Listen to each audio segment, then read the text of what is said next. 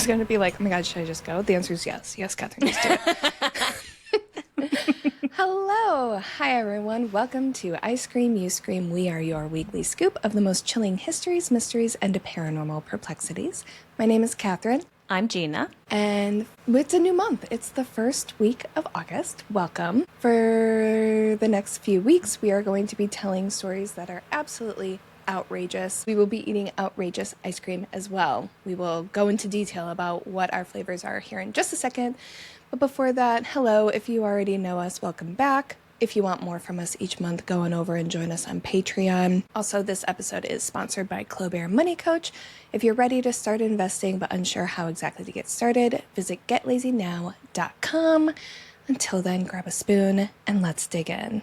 Welcome to Outrageous Month. I'm so excited to hear what you're having. I'm scared. I don't want to talk about what I'm having because it's bad, but Okay. I did my best. I don't know what outrageous means. I know we talked about it last week, but I overthought it. So I was like, I don't know. I feel like I'm overthinking this. So I was like, what if I just stopped overthinking this and instead just mixed some flavors together? Yeah. So what I did was I mixed together 2 flavors that contain all of my favorite things in ice cream. Okay. So I have a scoop of Cherry Garcia, because I love cherries and cherry ice cream. And then I also have a scoop of salted caramel ice cream with Oreos in it. Ooh. So I have a salted caramel Oreo cherry ice cream. Okay, that's absolutely outrageous. Because in my mind, outrageous is just it? like, it's just like outside the norm. Like it's just something you Okay. wouldn't normally put together. That's 100% outrageous. Okay, good. That sounds good. Have you taken a bite yet? Not yet. Cinnamon is laying on me, so I can't. I caught her eating it earlier, so I think she's just trying to take it from me. What are you eating? What's your outrageous flavor? For a long time, I've wanted to make basil ice cream. But I didn't want to just make basil ice cream. I wanted to pair it with stuff. So I have strawberry, basil, and balsamic vinegar ice cream. Okay, see, that's outrageous. What in the hell? I feel like salted try caramel it? and cherries. No, I haven't tried it yet. Oh, that's true. Let's take a bite. Let's take a bite of each of our ice creams. Yeah, that's salted caramel cherry Oreo ice cream. This is mainly just strawberry. All right, well, there you go. It is good. It tastes a little bit like basil at the end. It feels like this would be a great ice cream to have at a picnic.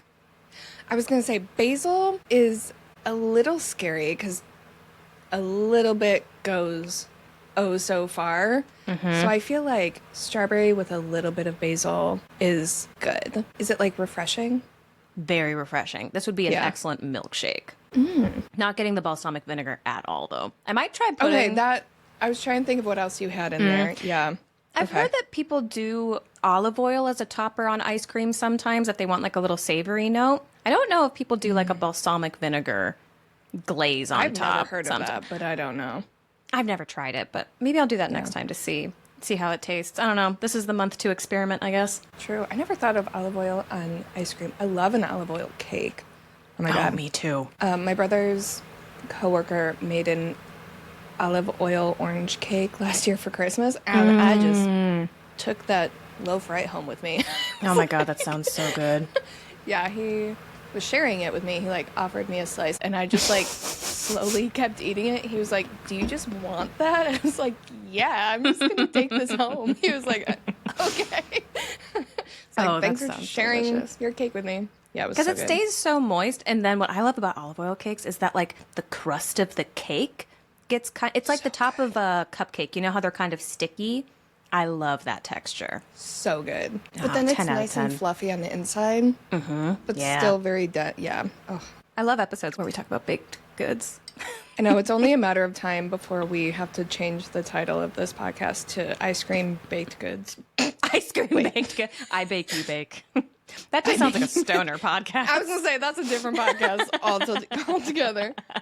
Although they would probably talk about very similar things, to be honest. You know, True. Bigfoot's in the woods, dude.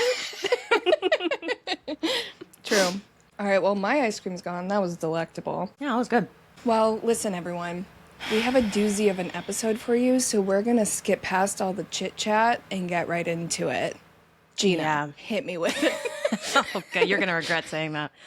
Yeah, I will know, say, I if you can hear my fan in the background, I do apologize. We are still in the middle of a heat wave, and if I don't have it on, I will probably melt. So, apologies. Yeah, we're in our second heat wave of the summer, so I'm going to mute myself. I also feel like I'm going to have so much to say on this episode. I'm going to try not to because I'm Feel free to chime in. You know what? What I'm about to tell you is a story that we need to talk each other through because it's rough. Normally, I like to tease what the episode is about before I give a content warning, but today's topic is so messed up that I need to give one right at the top. Heads up, this episode is going to be so incredibly dark. The story I'm about to tell involves severe mental illness, suicide, self-harm, desecration of corpses, both human and animal, and general literal evilness. So, trigger warning from this point on. If you have been struggling with your mental health recently, I do not recommend listening to this episode, and there are resources for you in the show notes. Should you need them, please use them.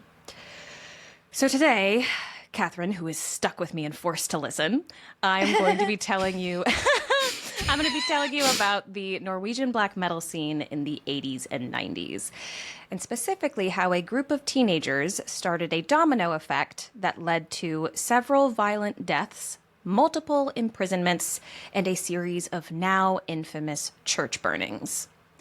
And I'm also going to say right at the top that a lot of what I'm about to tell you is very debatable because we got a lot of this information after the fact from people who either wanted to look cool or look innocent. It is impossible to fully and correctly understand what happened here. I'm going to tell you the version of the story that seems to be the most widely accepted, but have your grains of salt at the ready. And now with all of that hedging out of the way, it starts right. It starts with a band called Mayhem. Are you familiar with Mayhem, Kathryn? Oh, yes. Okay. I had a feeling that you might be. They're very well known in the black metal community, but not all of us are in the black metal community, so I just wanted to check. Knowing who you're married to, though, I would be surprised if you hadn't heard of them before. Oh, yes. I've seen all the documentaries. Yeah. So Mayhem are often considered to be a second wave black metal band. And as for what makes black metal distinct from other subgenres, I have a quote here from a well-known book on this story called Lords of Chaos that says, quote, "Black metal adopts the basic framework of the hardest strain of heavy metal, ripping it down to a poisoned, jagged splinter of oral hate." So it's really, really intense stuff. And in this specific story, black metal was just as much an outlook on the world as it was a subgenre of music. Black metal was treated like a religion. There wasn't like an official rule book or anything like that, but according to people in the scene, at this time, if you were truly a Norwegian black metal fan, you would be committed to being actually evil and to spreading things like hate and fear as much as you could. This type of music is what they warned us about during the Satanic Panic. Oh, for sure. And Mayhem's leader would later say that they started the band because they hated humanity, life, and happiness. They were also 16 years old. Listen, I just have to say one thing real quick. This is a very dark story, but like this whole intro is actually cracking me up because when I first started listening to black metal and becoming evil and hating the world, I was about 14. So, it's like you think you're so big and hard, and then you're like actually kind of not. But I'm going to shut up because I know that there's a lot more coming in mind through this entire story, because the knowledge that these were, I'm not going to use the word kids because I don't want to infantilize what winds up happening, but the fact that these were young tryhards is so important to understanding what happens and why. So yes, great point. Let's keep that in mind. Anyway, I'm going to tell you about the founding members of Mayhem. I'm going to give you both their given names and then also their black metal nicknames. I will be referring to them through their nicknames for the rest of the episode. But First, we have the guitarist, Øystein Aarseth, a.k.a. Euronymous. He was like the founder, the leader, the guy, incredibly influential figure in the Norwegian black metal scene. He's who we're going to spend most of our time talking about or around today. Then there is the bassist and vocalist, Jorn Stuberud, a.k.a. Necrobutcher. Fantastic nickname. I did want to ask you, like, if you had a black metal nickname, what would it be? But I didn't want to put you on the spot because these are, like, so creative. Yeah, of course you're putting me on the spot. But also, of course, I've thought of this many times. This will be one that I come back to. Because I do have one somewhere in my brain. But I also have, like, anytime I hear something, I'm like, ooh, that would be a good name. We'll circle back to it. I've definitely thought of this before. In a future episode, because I haven't thought of mine. For the amount that I've immersed myself in Norwegian black metal, sadly, over the last few days, I haven't. That kind of surprises me. I feel like you would come up with something. Well, you'll come up with something now. You'll hear it at like a bakery or something. It'll be the name of some weird latte, and you're like, that's it. Yes, pistachio latte, famed frontman of the. Exactly. Oh, I like that. Yeah, we'll come back to it. We'll come back to it in a future episode. And then finally, there is the drummer, Kjetil Mannheim, who winds up not staying in the band very long, so he doesn't get a fun little nickname. And actually, Mayhem went through a lot of different versions of their lineup in the early days, especially. For a little while, they had a new member called Messiah. He left like within a year, and they brought on another guy called Maniac. And there's a pattern there that you see a lot in this story and with this band. The members kind of come and go.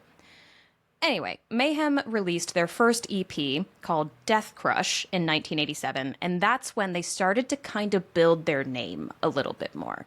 They had already gotten some attention from their demo tape, which was called Pure Fucking Armageddon. But Death Crush is where they started to get like some serious fans. Not a ton of them. You know, they weren't a worldwide sensation or anything, but they did have fans, and their fans were committed. Again, the lineup got kind of shuffled around a little bit, and by 1988, 4 years after the band's founding, there were only 2 members left, Euronymous and Necrobutcher. They knew they needed to recruit some new members, so they started to look for a lead vocalist, and they found their match in a guy named Per Yngve Olin, also known as Dead.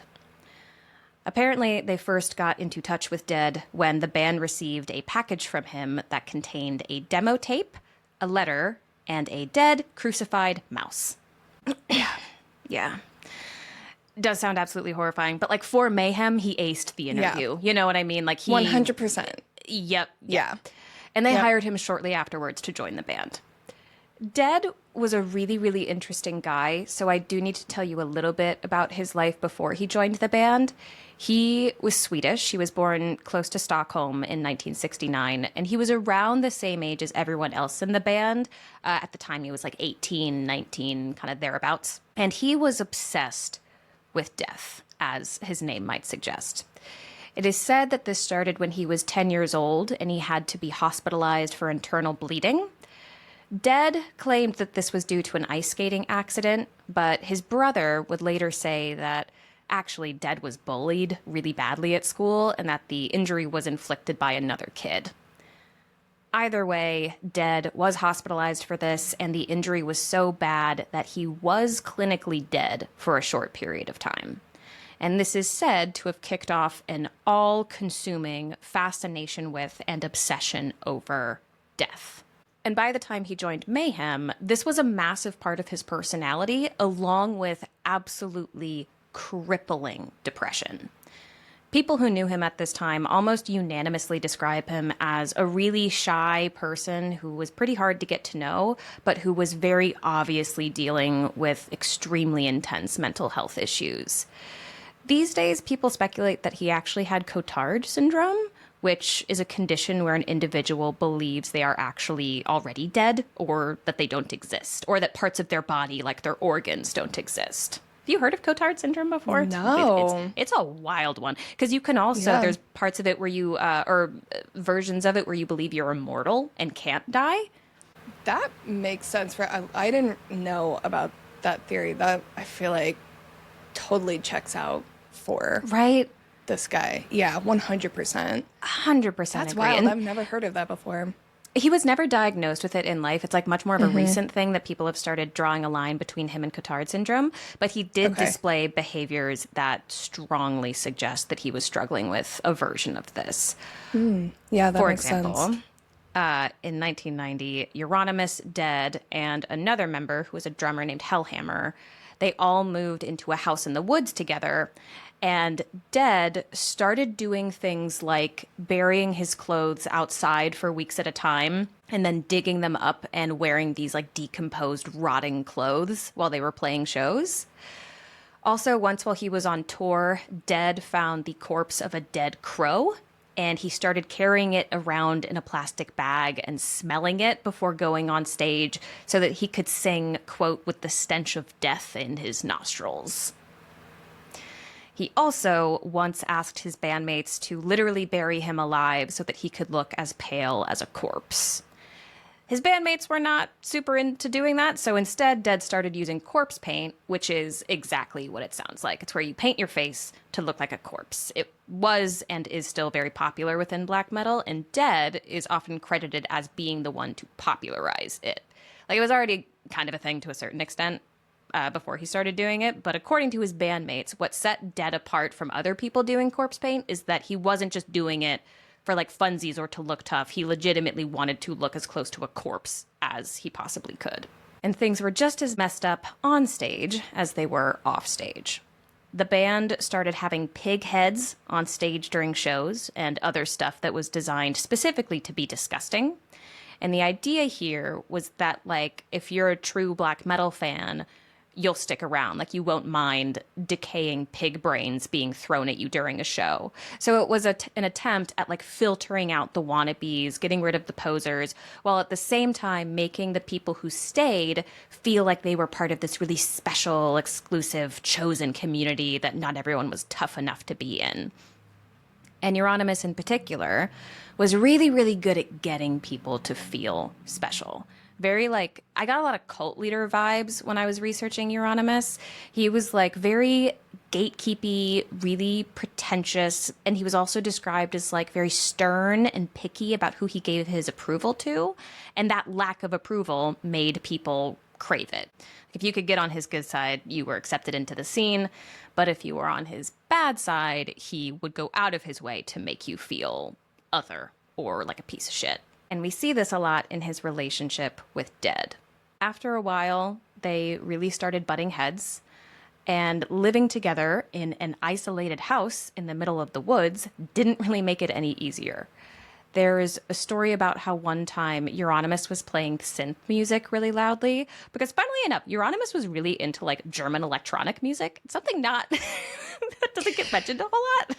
I feel like that's one of those things with all these like hardcore guys. It's like a meme. It's like behind the scenes they're really like listening to like Disney soundtracks or some shit. You know what I mean? 100%. Yeah. There was actually one of my favorite fun facts about when I was researching this is that like Euronymous loved black metal and German electro to the point where a bunch of other black metal people like started to claim they also loved German electro. As just a way of getting closer to Euronymous in the black metal scene. Like, it's just such a weird... I could see that. It's like a poser thing, but insisting you're not a poser thing. Mm-hmm. I don't know. It's like this obsession that they had. And Dead hated this, like, synthy electronic music, and he couldn't sleep in the house because Euronymous was playing it so loudly. So Dead took his pillow into the woods and was like, whatever, I'm just going to sleep out here. It'll be fine. And in response, Euronymous took a shotgun, went outside, and started firing it into the air in like a I'm not going to let you sleep out here either kind of way. Jesus Christ. Yeah, that's not good roommate behavior. No, it's not.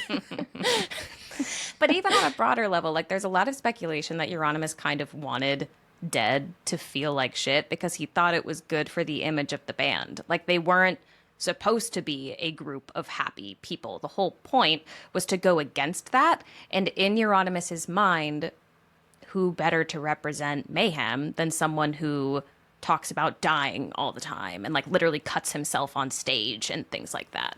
And from Dead's perspective, he was outside his home country. He was away from family and friends, and he was completely submerged in this black metal ethos and Euronymous. So not a great situation. Have some water. I was gonna say, we're just like rolling through. Well, okay, actually, I do want to speak to that for a second. There's a lot of physical events that happen in this story, and we're not going to have time to dig into the reason why all of them are messed up. All of them are, but if we unpacked all of the pain that's about to happen, this would be an 8-hour-long episode. So I'm not trying to like minimize or ignore anything as we go through this. It's just like there's a lot of beats that we have to get through, you know? Anyway. Oh, sorry. I said but I was muted. Sorry. Oh. It's like, she probably agrees. I'll just keep going. So sorry.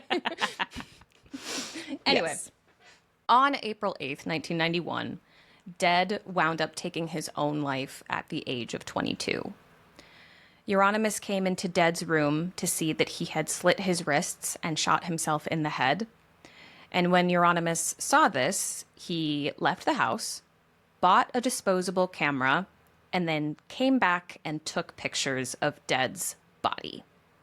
He also took it upon himself to rearrange certain items in the room to make a better picture. He then went on to send these pictures to certain people, and one of them wound up becoming an album cover for a 1995 bootleg Mayhem album. And when he was done taking pictures, Euronymous decided that it was time to let people know about what had happened.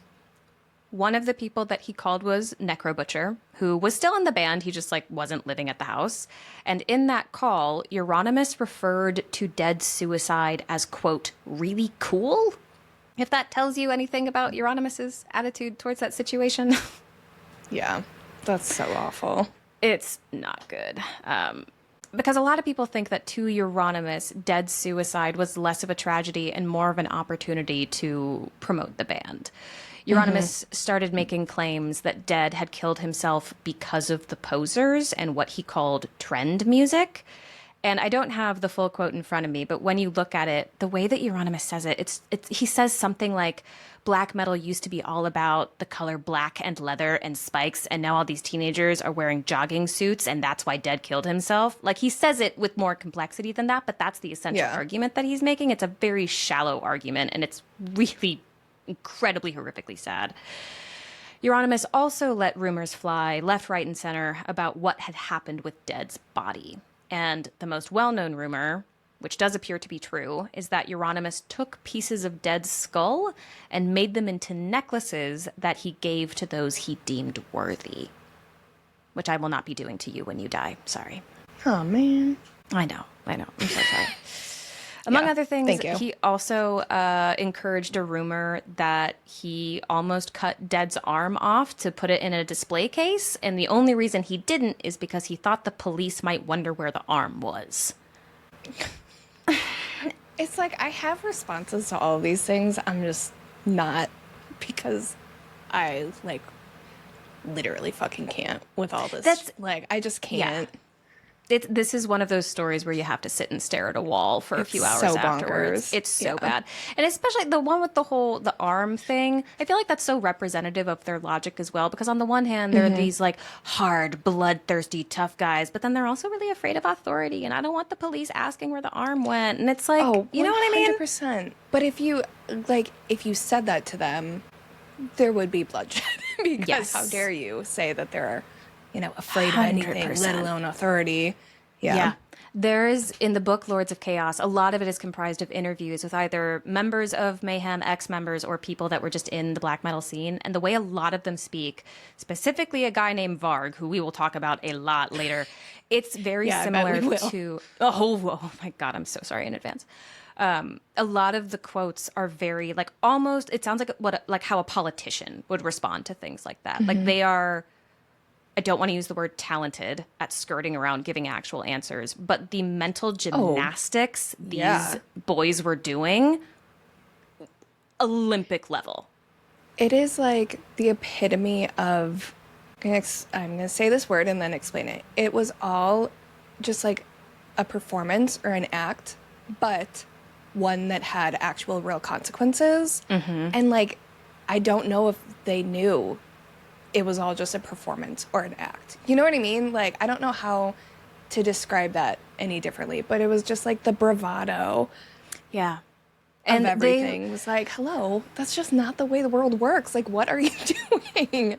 I don't know. And I think deep in their minds, they must have known that we are putting on an act. But it's because they refused to admit that to each other. It was like a boyish machismo thing where they refused to back down or admit that, okay, no, actually, I'm just like 19 and I want to go, like, you know, not smell a dead crow for fun. You know, like it was just they were egging each other on with it almost. And it just escalates and escalates and escalates.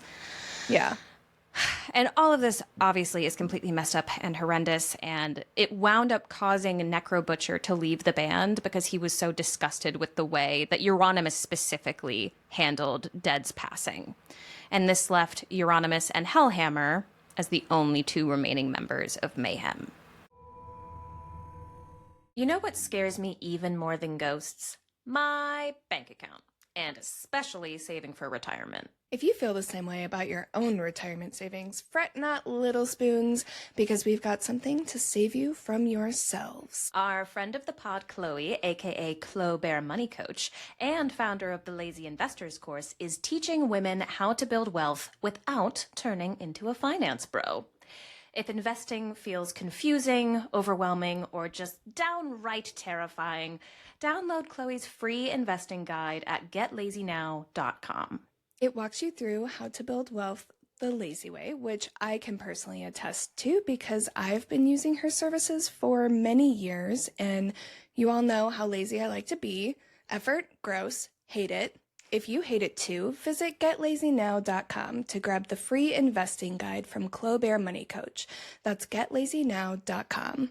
A month or two after this, which was like May/June 1991, Euronymous opened a record shop called Helvete, which is the Norwegian word for hell. And at first, he wanted it to be kind of like a specialist record shop that only sold metal music. And the original idea was to have it be so dark inside the shop that you had to carry around torches to see the records. Okay, wait, just because you're in the UK, do you mean torch like flashlight or torch like torch? Flame okay. torch. Great question, though. Yes, my brain went torch, but I was like, wait, I don't know. Although, you know what? I don't think nowadays. I actually verified that. I just assumed it meant flaming torch. And knowing these guys, not that I know them, but having researched them extensively, pretty sure it was a flame torch. I absolutely agree with that, yes. They realized that was a bad idea pretty quickly, though. So they decided to just make it pretty dark inside the shop. And they also realized that if they wanted to make money, and the band desperately did need money, they would probably have to sell some more mainstream adjacent music as well. And again, this is an example where their actions are very much going against their whole anti-poser, anti-mainstream dogma. But Euronymous explained this away by saying, quote, "This will help us in earning money so we can order more evil records for the evil people." Like, it's pretty cringe. Honestly, I'm trying to think of something to compare it to, but I'm just imagining a little boy playing dinosaurs and walking around going, wah, wah, wah. But again, in the way that people get hurt, so it's like, I don't know. Mm-hmm. Despite this, the record shop never really did make that much money, but it did become a gathering place for members of the black metal scene. By the time the record shop opened, Euronymous and Mayhem already had a pretty substantial and loyal following, so the record shop wound up becoming something close to like hallowed ground for that community. People who were in the scene would hang out there a lot, and the people who wanted to be in the scene would just like rock up in corpse paint in the middle of the day and just hope that they would get acknowledged. This was a place where Euronymous would essentially hold court and exert his influence over up-and-coming members of the black metal community. One of the founders of Norwegian black metal band Emperor spoke about this time period saying, quote, "You came there, and if you were trusted, if they knew that you were serious in your views, you were accepted. People wanted to be accepted, and they were kind of humble before Euronymous and the older guys from the scene. For context, by older guys, he means like early 20s. Yeah. And the most accepted people, the true believers, became part of the infamous Black Circle, which was really just like a fun little nickname for their black metal friend group. It's like little things like that I'm like, man, I get why people like fell into this. Like, that's Black Circle? That sounds cool. What's that? That sounds cool as hell. And according to some people, it's debatable whether or not the Black Circle was ever like an official thing. People, specifically Varg, who we'll get into here in a second, claimed that it wasn't a real thing. It was just kind of a rumor that they let spread amongst the younger members or the outliers in the community to kind of scare them a little bit and make them feel more excluded than they actually were.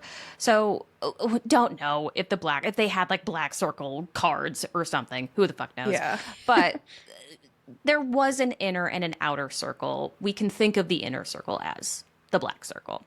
And their primary meeting place was this record shop, especially in the basement, which is where they had like parties. They would bring girls back there. They would let out-of-town members of the community stay there. It's kind of like a big, like people still go to this building to see this basement where all of this stuff happened. Oh, for sure. Is this a gross, like mildewy basement though?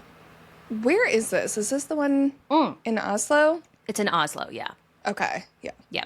And one of the people who would stay there when they were in from out of town was a guy named Varg Vikernes. Varg's relationship with the black metal scene actually goes a little bit further back than this. He got his start making music with bands like Kalashnikov and Old Funeral in the late 80s, and that's how he originally met Euronymous and the other members of Mayhem. But in 1991, which is the year when Dead died and the record shop opened, Varg started a solo project called Burzum. And at first, no one really gave him a second glance, but when he started putting out demos, he got a lot of attention.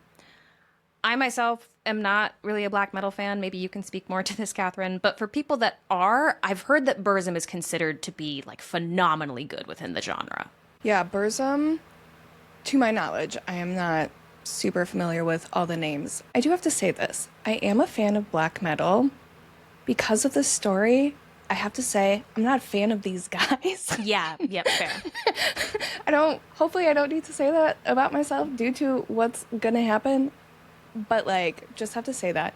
Burzum, and I know Emperor, the one you mentioned previously, I feel like those are like two of the big ones that you are not a real fan if you haven't seen them or aren't a fan of them. Emperor is the one that it's like they never tour in the US or something.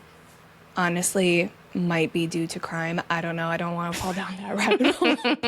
but there's like a whole, I don't know if you're going to get into Emperor or anything, but like some of their original members were involved in pieces of this story. And they are like either no longer alive or part of the band. But yeah, this one is like, I don't know much about them. I don't like this era of black metal. It's just kind of messy and I think it's like very fair to not like this era of black metal. In fact, I think that's probably wise. It's not for me. Yeah, well, and that's the thing. It's like even musically, I'm like, there is no conflict. You know how people are like, oh, separate the art from the artist. I'm like, the art also wasn't that great in my personal opinion. Yeah, this is definitely a name I've heard like often. Yeah, it comes up a lot.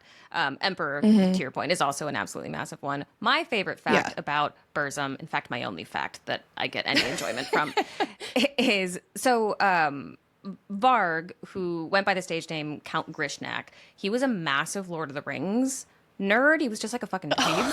And really? I have a series of facts for you now. So Burzum is Tolkien, when he was writing Lord of the Rings, he invented a few new languages. And Burzum is black speech, which is like the evil language for, I think it's darkness. Oh, I never knew that. I wonder if Phil knows that. Let me just check. I'm pretty sure it's darkness. I was going to say, don't take my not knowing as it not being true. It is darkness. I don't know about Burzum. Yeah. Okay. So there's that. That's fun. Count Grishnak, his stage name. Grishnak was the name of an orc in Lord of the Rings. And he also originally, before he called his band Burzum, it was called Uruk-hai, which is a species of orc in The Lord of the Rings. And also my last fact about Varg, which makes him look cringy as shit, is that the name Varg is not the name he was born with. He was born with the name Christian. Had to change that for obvious reasons. And Varg is the Norwegian word for grave, spelled backwards. A lot of creativity with this guy. Oh. Yeah, I guess that makes sense. Yep. Anyway, Burzum is ultimately the reason that Varg and Euronymous became close.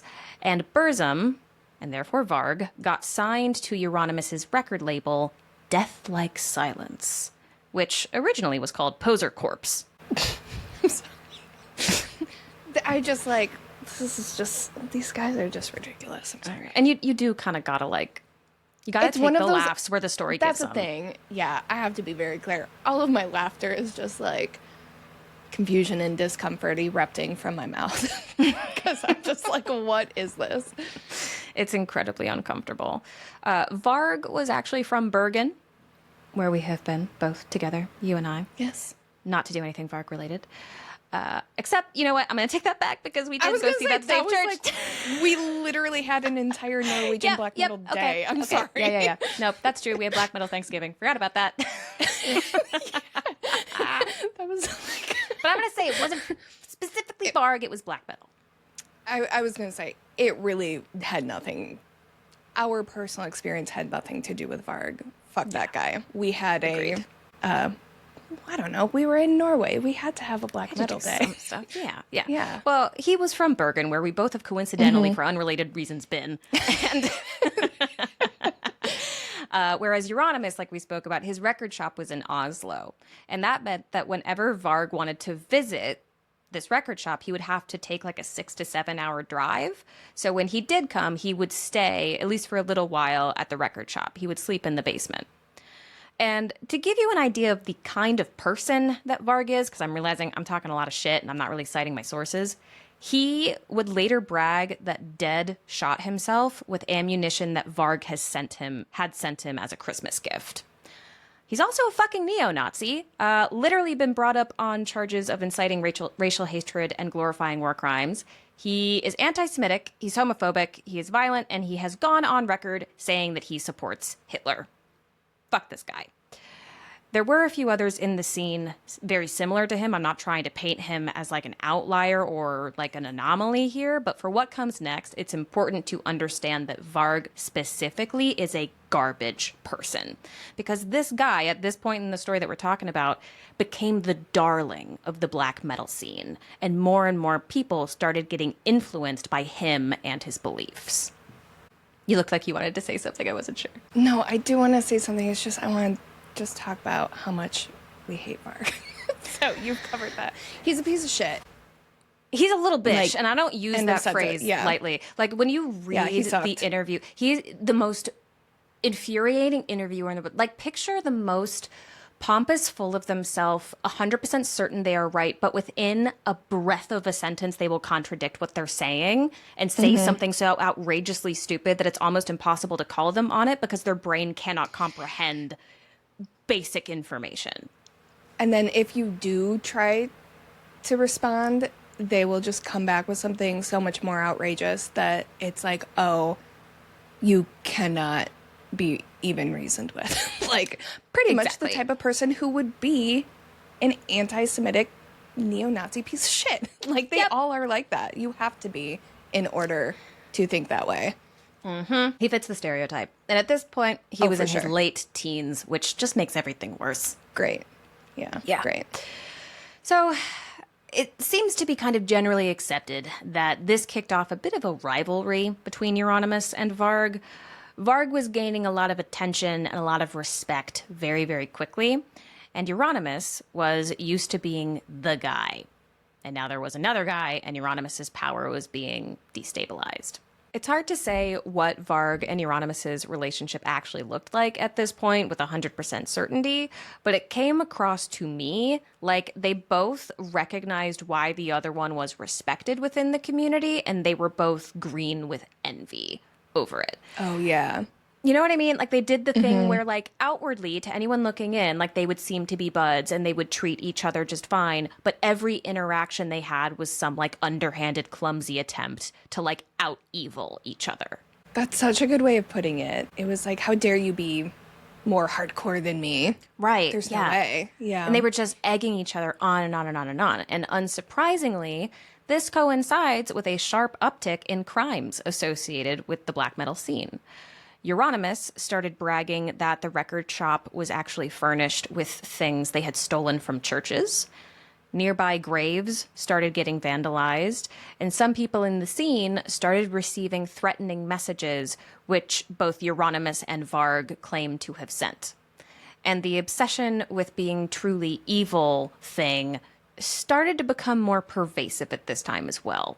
Some people blame Varg alone for this, some people blame Euronymous. In all likelihood, they both had a hand in this, because what it came down to was the pressure to put words into action. Like, they would be sitting in this gross basement all day talking about all the evil things they wanted to do, and eventually the vibe was just like, okay, who's going to do it? Like, do the evil things that you're talking about. And none of them wanted to risk backing down, like we've been talking about, and seeming like they were weak or a poser. So interest in violent crimes specifically against longstanding institutions like religion genuinely started to become their reality. It was like all they thought about and all they talked about doing. One of the guys in the Black Circle, a guy named Bard Ethan, aka Faust, worked at the record shop during this time. He was in like really, really deep with these guys. He'll come back a little bit more later. And he described this time period by saying, quote, "The feeling around the shop was that we worked against all these organized religions that were in Norway. We had a guy who lived near the shop who could get us all sorts of weapons. He could also get amphetamines and heroin, but that wasn't interesting to us." I mean, that's good, I guess. That's like the one good thing that they did. And this quote, it was one of those where like I read it and then it was just like, oh, that's messed up. And it stuck out to me and I kept thinking about it and I couldn't figure out why. And then literally yesterday, as I was sitting down to like finishing touches on my script, I was like, oh, it's because they're talking about the idea of causing pain and drugs in the same sentence, in the same breath. Like, causing pain to them is a drug. And I feel like that really paints a picture of the sentiment within the black metal scene at the time. Like, I remember being a teenager where the coolest thing you could do was smoke pot under the bleachers. To them, the coolest thing you can do is like, well, I'm about to tell you what they think the coolest thing they could do. Yeah. This began a spree of violent activity, including the now famous arson of Fantoft Stave Church, which, spoiler alert, has been rebuilt, and we have been there together. It's very beautiful.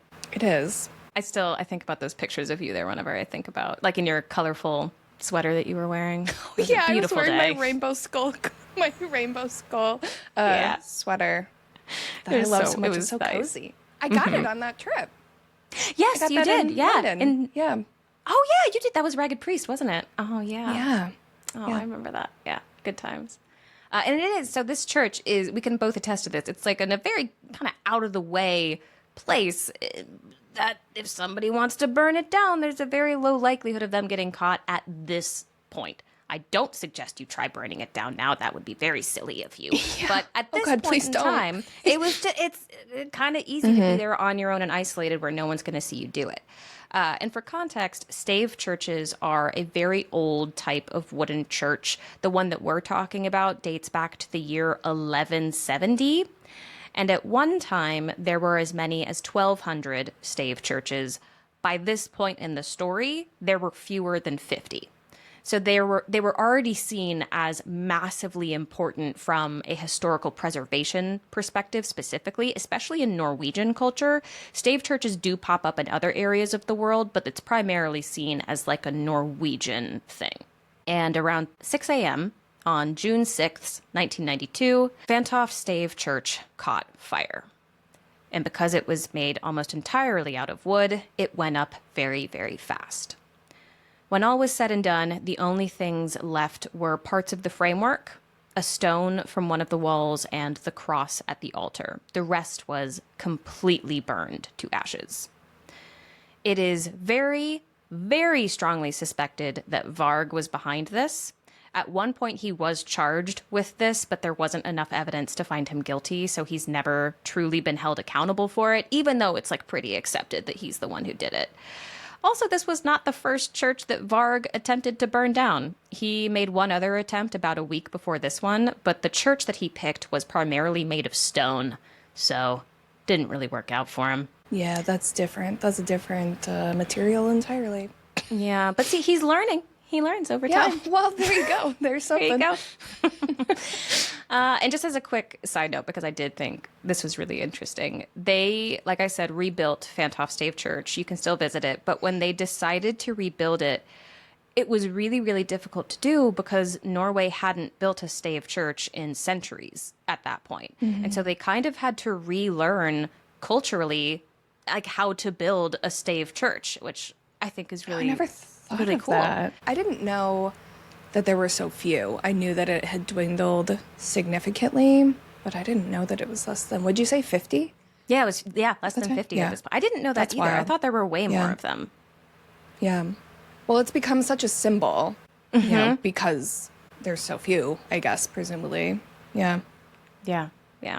So I thought that was pretty cool that they had to like relearn how to do all of it and stuff. Yeah. But we can get back to the not cool stuff now. So for Varg, there's a lot of discourse about like why the churches were burned. Some people say it was like a Satanism thing. Some people say it was like a pro-paganism thing. There's every other argument in between. For Varg, it seems to have been, at least in part, revenge for the Christian erasure of Norse paganism. That's like why he claimed he did it. And there was also the significance of burning the church down so that its ashes go into the earth, which is kind of where a lot of like paganism comes back to, is the earth and the soil and things like that. So it was also kind of a symbolic thing. But he also wasn't the only one to set a church on fire around this time. In fact, once Varg started this kind of trend, a lot of other people ran with it. According to the book Lords of Chaos, there were between 45 to 60 church fires, or like almost fires, during this time period, and about a third of those could be connected to the Norwegian black metal scene. Some people argue it was like way, way more. Some people say it was way, way less. No matter how you look at it, though, there was a string of church arsons stemming from this. I feel like even if it was a little bit less, that's still a lot. A lot, yeah. You know, to happen all at once. And there were other stave churches as well, I should probably mention. It wasn't just the one stave church. Fantoft is the most famous because it was the first, but there were a few attempted burnings of stave churches. Can you, sorry if you said this, but was this in Norway specifically, or what region was the string happen? That's a really good question. Am I steamrolling? No, you're not steamrolling at all. It's a really good question. So it was primarily Norway, but there was Scandinavia in general is the answer to your question. There was a massive rivalry between Norwegian black metal and Swedish death metal at the time, and so. Sorry, this is like, girl, I feel like I'm just listening to Phil right now. This is like, I've never felt closer to him. But he's just going to be like, you covered what? You know, he's going to listen to this one and he will send me like fact checking. So I'll let you know how you did. Oh my God. Phil, I'm so sorry in advance. I really tried to get everything correct. But that's the thing about this, is that all of we know this retroactively as stories told by people who were in their teenage years and early 20s. And they all contradict each other. And like none of them can get their fucking story straight. It is impossible to know what happened here. Yeah. Sorry 100%. Did my best. No, that's the thing. He will be like, oh, why didn't you mention this? Why didn't you? It's not going to be anything you did wrong. It's going to be like, there's so much more. It's like, oh, yeah, dog, I know. We have an hour-long time slot. Oh my God. Yeah, there's absolutely so much to this story. But anyway, yes, Swedish death metal, Norwegian black metal. Some people claim that the Swedes also did some church burnings around this time to try and like get the black metal community in trouble for it, or that they just did the church burnings to show that they were tougher than the Norwegian black metal scene. There were also a lot of people who like wanted to be involved in Norwegian black metal, who were kind of like the not quite in the scene people yet. They were like kind of auditioning for it, I guess, is a term you could use, by setting churches on fire. So the entire Scandinavian region. But then also that's a hard question to answer, because this really was a domino effect, that once like papers started talking about this, you saw an uptick in church burnings pretty much across the world as well. Yeah. Okay. Wild. Yeah. And the aggression just kept escalating and escalating and escalating. And just 2 months after the Fantoft Saved Church burning, on the 12th of August, 1992, a man named Manga Andreasen was murdered by a member of the Norwegian black metal scene who wanted to see what it felt like to kill someone. Just to see.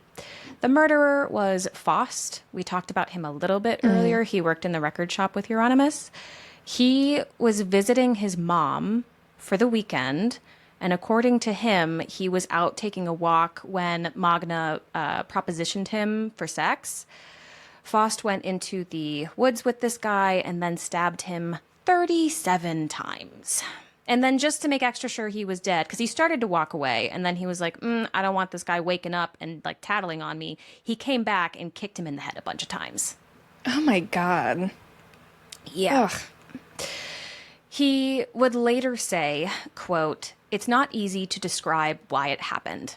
It was meant to happen. And if it was this man or another man, that's not really important."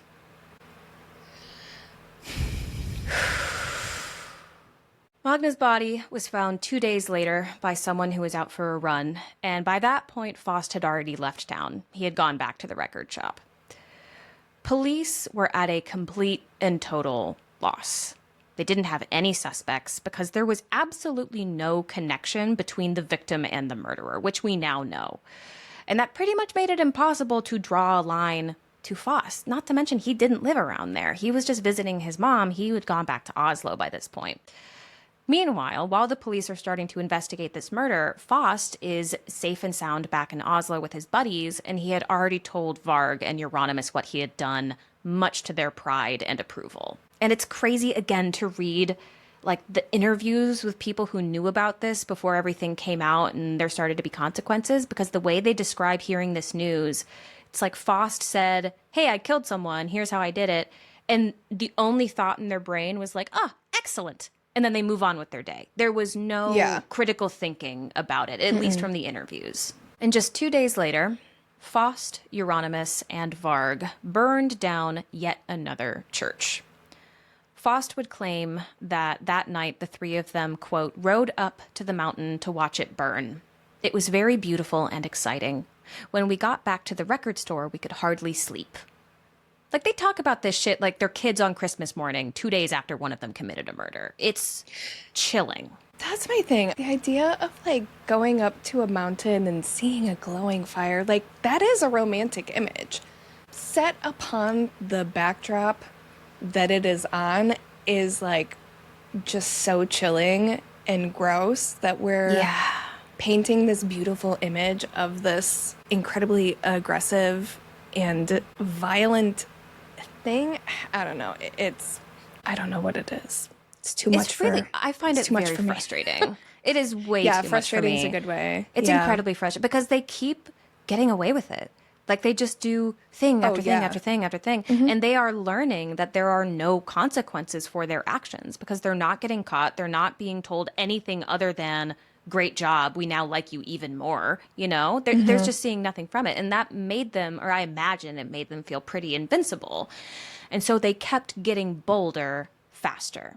And I cannot stress enough how fast all of this escalated. I know I keep saying it, but just to paint a picture, by this point in the story, it's barely been a year since Dead's suicide. It had been like a year and 4 months. And this is where we've gotten to.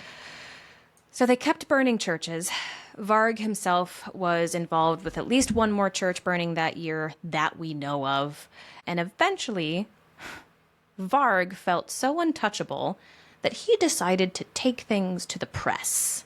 I don't want to say I have a favorite part of this story because it's all awful, but if I did, this would be my favorite part of the story because it makes him look like a fucking idiot. Yeah. In January 1993, Varg submitted an anonymous interview with himself to Bergens Tidende, which is this really big national newspaper. And in that interview, Varg basically bragged that he knew who did the church burnings and who was behind the murder of Magna and all that stuff. And he submitted the interview anonymously, like he didn't say, this is Varg Vikernes saying this stuff, but it still piqued some interest. And in response, a journalist named Finn Bjorn invited him to a proper interview. Because I think originally Varg wanted the one he submitted to get published, but the newspaper was like, that's not how this works. We're going to interview you properly and then write an article if it's worth writing an article about.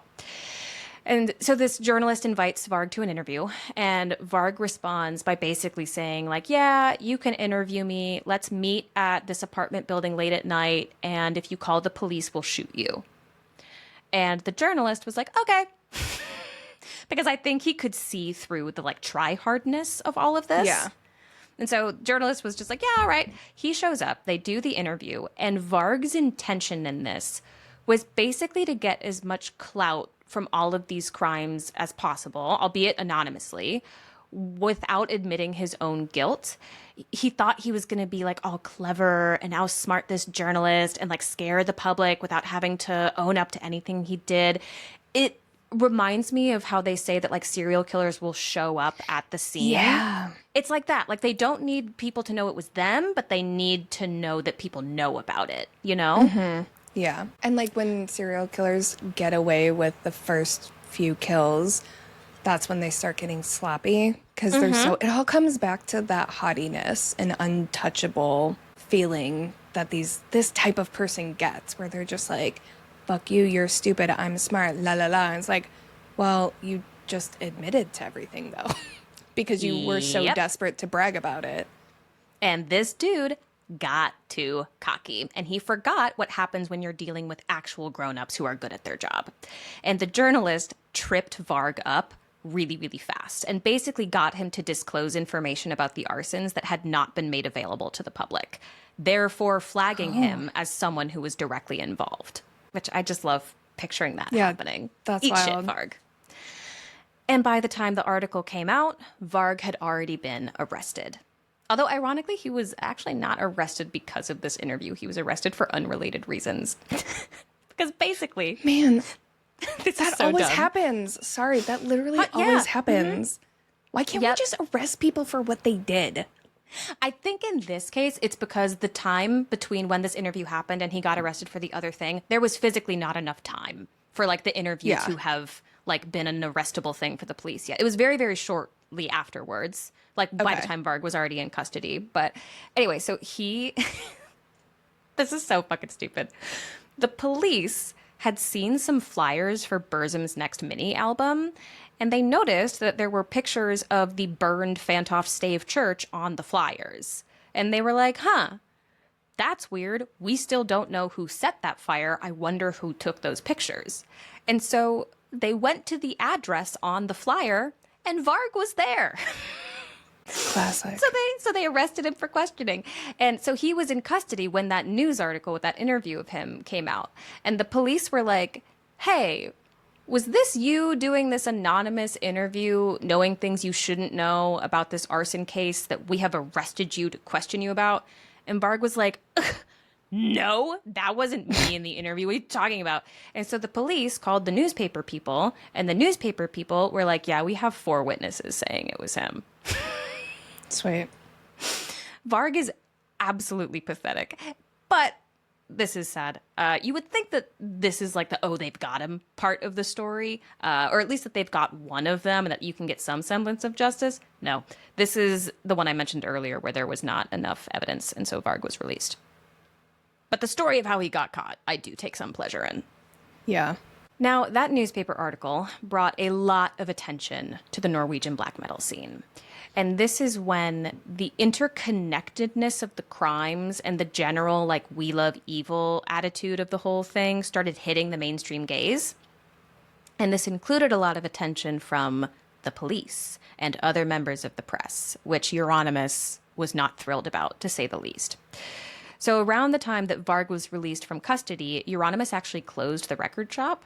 And that really pissed Varg off, because Varg thought that Euronymous should have capitalized on the attention of Varg's arrest, similar to how he capitalized on the attention of dead suicide.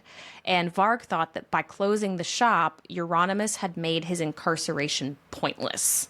Because it's all about him. I was just going to say that, yeah. Oh, sorry, I forgot about you for 1 second. Right. Sorry. Seriously. But this was kind of like the cherry on top of what was already a very bad relationship between Euronymous and Varg. They had kind of reached a point where they were like outwardly hateful of each other. There are a lot of reasons why their relationship deteriorated. A big one that people cite a lot is that Euronymous owed Varg money from Burzum albums that he had never given him the money for. But you can also make the argument that they never had a good relationship to start with. And a lot of members of the black metal scene at this time say retrospectively that, yeah, looking back at it, their relationship is one that could have only resulted in death. Like, there's no way both of these boys were going to walk out of that, quote, friendship alive. One was always going to die.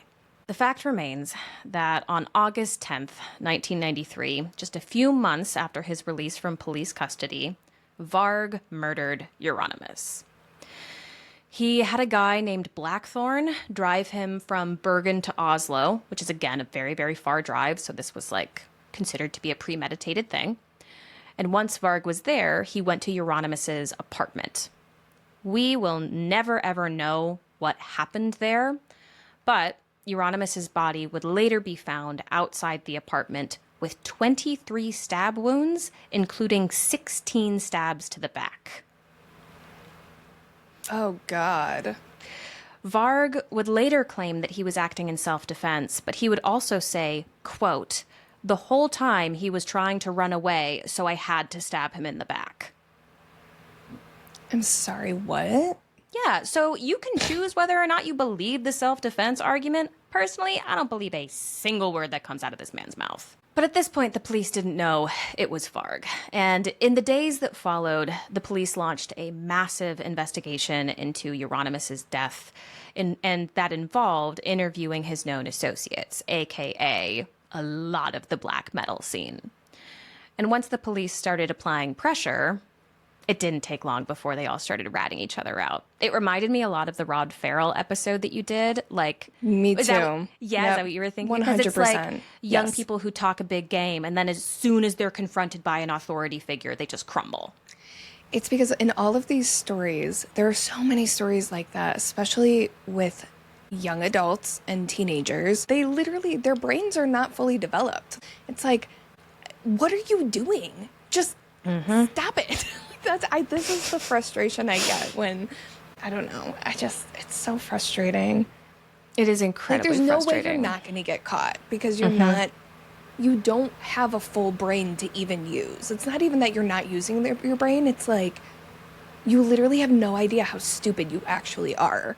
Just stop it, you know? Yeah. And a lot of them wound up just straight up confessing. Like, after a while of police questioning them, they would just crumble and be like, look, you know what? Yeah, I did do this thing, including Faust. He confessed to the murder of Magna Andreasen. And in May, the following year, Varg was found guilty of the murder of Euronymous, along with the arson of 4 churches and the possession of 150 kilograms of explosives. Okay. Well, there you go. Yeah, he was sentenced to 21 years in prison, which was the maximum penalty in Norway.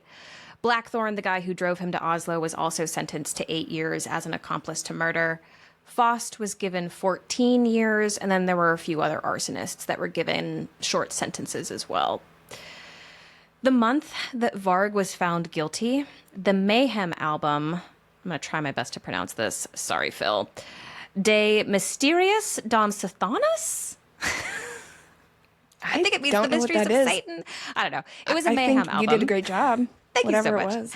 It was. It was a Mayhem album that came out the month that Varg was found guilty, and it featured Euronymous on guitar and Varg on the bass. Euronymous' family requested that Hellhammer, who we haven't talked about in a while, but he was still the drummer. They requested that Hellhammer remove Varg's tracks from the record, but Hellhammer was like, no, I kind of like that the murderer and the victim are on the same album. So Hellhammer's a piece of shit too. Okay. Yeah. What the fuck? Anyway. What is that called? Artistic license? Oh, my God. To bring this horrendous story to a close, all these guys are out of prison now. And I will say, just to make things feel a little bit better, last year in 2025, Varg released an AI-generated album called Reconquest, which is the definition of poser behavior. So I had to share that with you. Yeah. Mm-hmm. I did not know that. Yeah. Ew. I'm gonna stop talking. I think his explanation was that it was meant to be background music for a tabletop game that he had, I think, invented or written or something like that. All I'm gonna say is I'm not surprised. That's all I'll say. No, me neither. In 2018, there was a movie made about this whole thing called Lords of Chaos. So it was a film adaptation of the book where I got a lot of the information for this episode. I have seen the movie. Don't honestly know if I would recommend it. I personally found it very, very difficult to watch. It's the only film I've ever seen that made me feel physically sick at some points. On the upside, though, it does seem like a lot of the movie was designed specifically to annoy Varg, which I deeply appreciate. They cast they cast a Jewish actor to play him, and in the movie, Varg is characterized as like a complete and total wannabe loser. And in the scene where they show the interview that he had with the press, it's just incredibly gratifying. Like, they do a great job portraying someone who's way too cocky being put in their place in a very satisfying way. I'm looking it up because I feel like I don't remember if I've seen this or not. I do like the idea that it was just one big project to get under his skin, though. I love that. I do very much like that. So if you're feeling brave and you want to watch that movie, I do suggest maybe giving yourself a break of a few days after this episode before diving right back in. But also, if you don't want to watch the film, I can recommend the book, Lords of Chaos. It is very good. It gets a lot of criticism, but I think if you want to read interviews from the people who were involved, and if you want to understand the wider context within the music scene at the time, it's a great resource for that. And that's it. I'm done. I'm going to sleep for 18 hours. Which is so wild because even I'm sitting here like, wow, you really trimmed out so much. As aggressive as that was. So much. Guys, it gets so much worse. I do recommend reading that book because I feel like that is something that would fill in like a lot of the details on the extent to which all of these guys sucked so bad. Yeah. One thing that I'm thinking about a lot lately, specific to this episode, I meant to talk to you about this. Okay, I'm reading a book right now called Depraved, and the subtitle is The Story of Dangerous Art, or History of Dangerous Art. I don't know which one. And it's written by a woman named Daisy Dixon. She's a philosophy professor. She's a philosopher. And this book I'm like really fascinated by shitty people and mean things and bad art. Problematic art, I will say. Not like talent-wise. Problematic, or, whatever you want to call it. I'm fascinated by it because I'm also like heavily anti-censorship, and those two things don't always go hand in hand. And this book is a very objective look at all of that. It's not a should you, shouldn't you, but just here are the facts that we have. And it talks about everything. It talks about ancient artifacts and just all this stuff. But one of the things, there is a section on music. This situation is mentioned, but just very briefly, which I think is kind of, at least as far as I've gotten so far, it was mentioned very briefly. And I think it's so interesting because this was such a huge thing, and this created such a discussion about, is metal music actually dangerous? Because here are a bunch of kids setting fires as a result of this music, and that is something that needs to be talked about. And one of the things that she mentions in the book is the importance of intent. There's a difference between things being created from an educational standpoint versus I am trying to get you to do this thing, And as far as music, is concerned. One of my favorite comparisons that she said, it wasn't about these fires, but she was talking about the Woodstock 99 fire and how that also went up. And there's something with flames and music that I'm just like, the two actually, there. they get brought up in conjunction quite a bit. Yeah. They're very similar situations. And I don't remember who she quoted. It was from some article that the question shouldn't necessarily be what causes what. Are these people who are more likely to do this thing are more likely to listen to this music and get carried away, et cetera, or is this music truly turning innocent people bad? And there is studies that suggest it is the first one, that, angry people are attracted to angry music and they do angry things. But what I really like, the description I really like, is the music is the kerosene and the person listening is the match. And you cannot have an explosion without both of them together. It just so happens that all of a sudden here they are together, and that is what causes the issue. So the discussion isn't about like who is at fault. It is like what combination of terrible things happened to lead us to this point, because you just talked about a lot of things. There were a lot of things, and there's a whole lot of like, I'm always going to bring up like mental health issues and society and expectations and all of these things combined with people making bad choices. But like, I've made a lot of bad choices. I've never murdered anyone or set fire to, you know what I mean? It does come back to that. Yeah, and like, I was listening to very similar music the whole time. I was not doing all of these things. So I just think that whole discussion on like what happened here is like, I could get lost in that forever. Highly recommend that book. It's very heavily related to everything you were just talking about. I need to add that to my story graph, because also when you combine like the match and the kerosene and what I think is a pretty universal teenage experience of feeling like you don't belong and the desperation of wanting to feel accepted somewhere. And if you find a community, and if you're already an angry person that says, hey, we'll accept you if you do angry things and if you do bad things, the likelihood of that, and the whole like teenage invulnerability or feelings of invulnerability. And I know not all of these guys were teenagers by the end of it, but they sure acted like it. You know what I mean? But there was that same vibe of like, you can't be vulnerable. You have to be. The teen angst. Yeah. Yeah. And like anti-establishment stuff. I just also, again, I laugh not because it's funny, but just because you have to. Like, at all of these fucking nicknames. I know. Like, the black metal scene I was part of when I was in high school, we had a guy named Waffles that was at every show. Oh, man. He was so nice. I loved Waffles. Hope he's doing okay. Amazing. That would be such a different story if we had a Waffles Imagine. Yeah. I don't know. This story's wild. It is wild. And it's so dark, but it's so fascinating. There are so many rabbit holes you can go down with this thing. So thanks for listening. Sorry. It's okay. And you're welcome. Welcome to Outrageous Month.